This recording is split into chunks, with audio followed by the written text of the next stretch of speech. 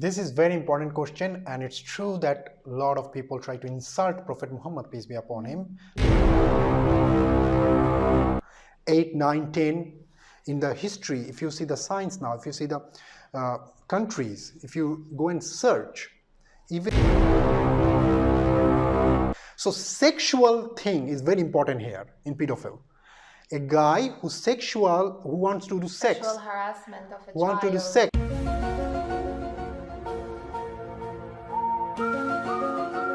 Assalamu alaikum everyone. Happy Ramadan, happy fasting. Happy fasting. We are in Ramadan And we're today, fasting. of course, Alhamdulillah. Alhamdulillah. Today we will answer one question, one important question that is going on in the whole world. Yeah. So what is the question? Well, I came to you specifically about this question. And I hope you can give a convenient answer, because so many people has been asking me this question, my Muslim friends and non-Muslim friends as well. This question is about the Prophet, peace be upon him, Muhammad sallallahu alaihi wasallam, about him marrying Aisha radiallahu anha. Why did he marry Aisha while she was 9, 8 years old? I mean, people say that she was a child. So why the Prophet married her while she was a child?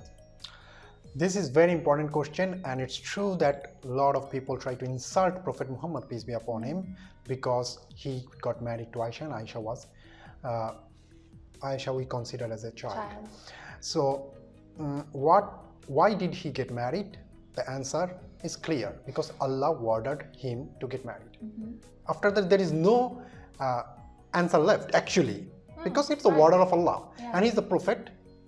He did what Allah said. Allah showed a dream to Prophet to marry Aisha.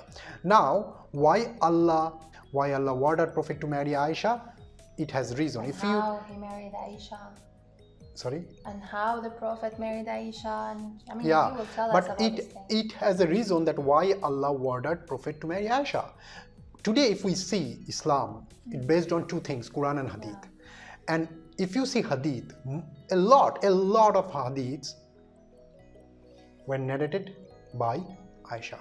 Right. So indirectly I can say we got Islam today, we got Islam easily because of Prophet, of course, because of the Quran, of course, and because of the Sahabas. And one of the best Sahaba of Prophet was Aisha, peace be upon her.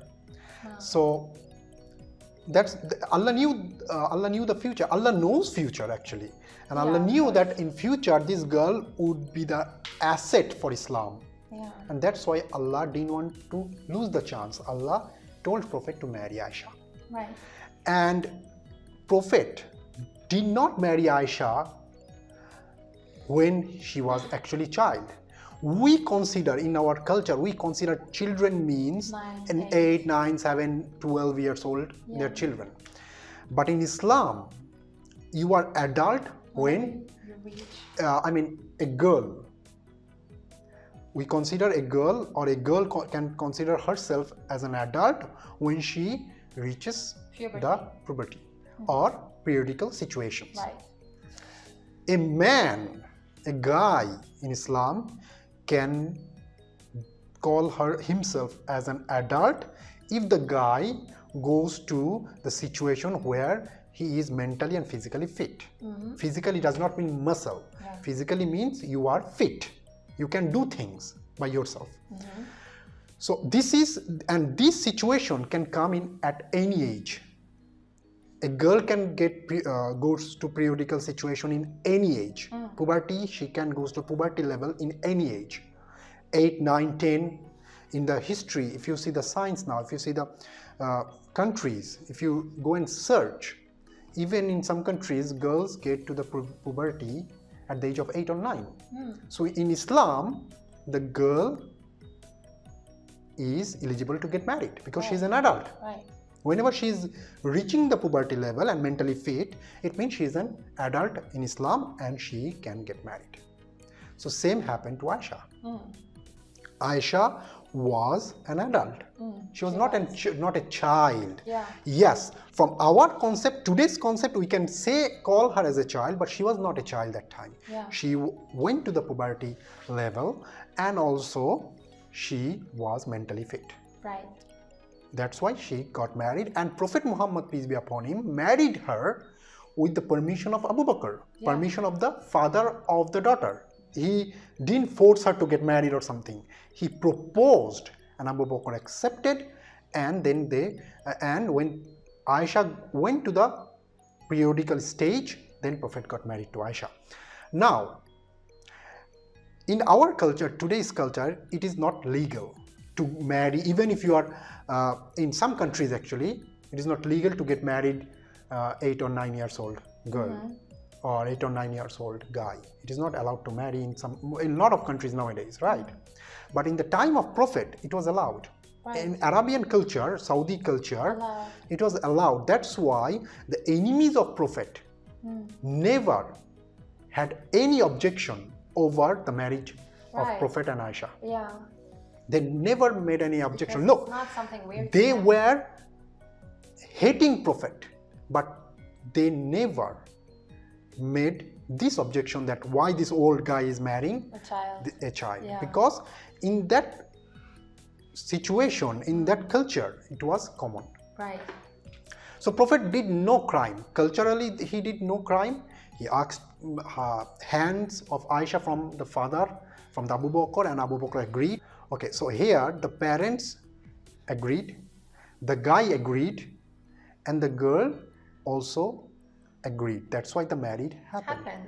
And the proof, you may say, no, even she went to the puberty level, maybe she was not mentally that fit. So how would you know that she was agreed or she agreed to with Prophet? The proof is that after the death of Prophet also, she was there in Islam and she narrated hadith and she never left. She never got married.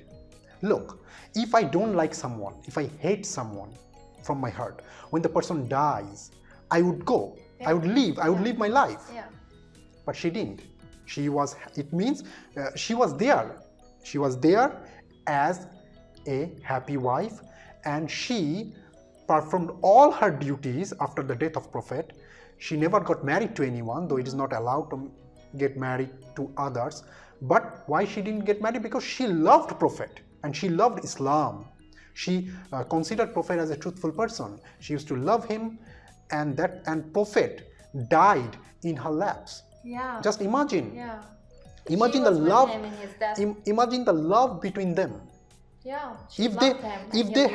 If two person is not, what is the word, compatible, compatible with each other, it's not matching each other, then the vibe, the good vibe would not be there. So, and when you are sick, it is a vulnerable situation. In that time, you want people, you want your loved ones, not the people, or not the people that is not matching with you. You don't want this kind of people. You want your loved ones. And Prophet had so many wives, but he ended up with Aisha. He died in the laps of Aisha.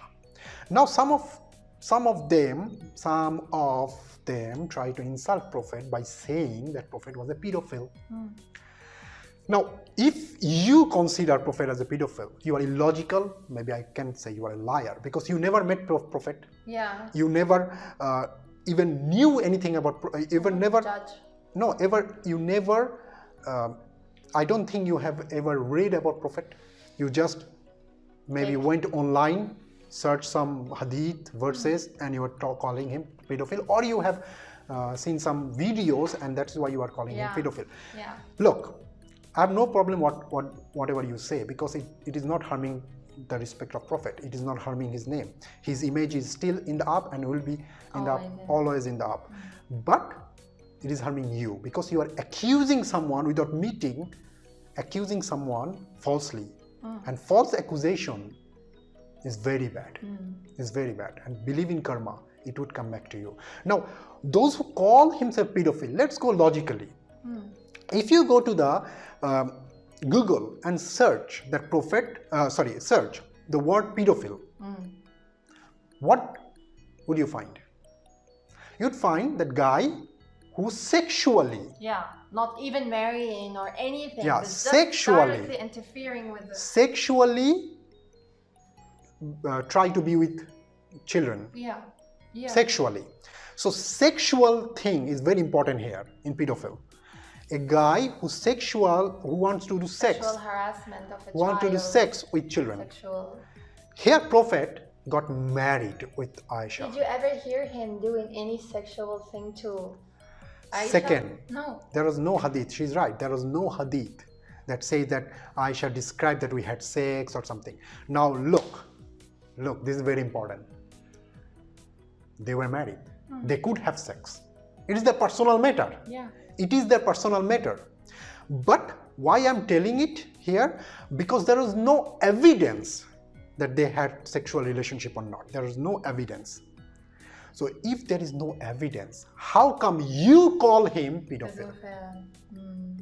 It's their personal thing. They did or not. It's none of our business. But they are married. But it's not mentioned. It's not mentioned. When it's not mentioned, how come you call someone pedophile? Yeah. You are a liar. You are someone who accused others falsely. Please change yourself, otherwise karma is waiting. You don't know him personally, you don't know Prophet personally, but you are accusing him as a pedophile, though pedophile means it should be sexually you need to be involved with a lot of children. Without their agreement, without marriage, without anything, and children, it means more than one. If you go to the life of Prophet, the first wife of Prophet was 15 years older than him, and it proves that he was not a crazy guy who just go for children. Only Aisha in his whole, if you see his wives, most of the wives, only Aisha is the youngest, are adult, and only Aisha is the youngest. She's still an adult, but only she's the youngest. And that's why we should not accuse. Even in Islam, if you accuse a normal person falsely, for that you can go to hell for that, accusing someone falsely. And now you are accusing the best human being falsely. He's the best human being. He's the perfect human being. I mean, this is disgusting. Please try to change it. Prophet married to Aisha because Allah ordered it, and Prophet and Aisha had a good relationship. They all agreed and they lived happily ever after. They had good relationship. They were good with each other. Prophet died in the lap of Aisha, and after death of Prophet, Aisha Aisha continued the whole journey of Islam. And that proves that they were a happy couple. They were in love. A lovely couple. A loving couple. So we should not blame anyone falsely from now. Don't judge. If you're watching this video, it's not late yet. We are still alive. We can ask for forgiveness and we can come back to truth. So you got the answer, or you have something else to say? I will just share this video directly to them. Wait, last one thing I must say. Last one thing before finishing, one touch I want to give. Those who claim that the marriage ages, oh, it was a child marriage ages or something. I have one point to make again. In this era also, in 2020, if you visit the whole world, go and search. Different countries has different marriage ages. In Texas or some other country, states of US, you can get married when you are 12 years old. You don't need to be adult also. When you are 12 or 13, you can get married. In some countries, you can get married at 16, some 18. You are eligible to get married in 18, in some countries 16, some countries 12, some country 10.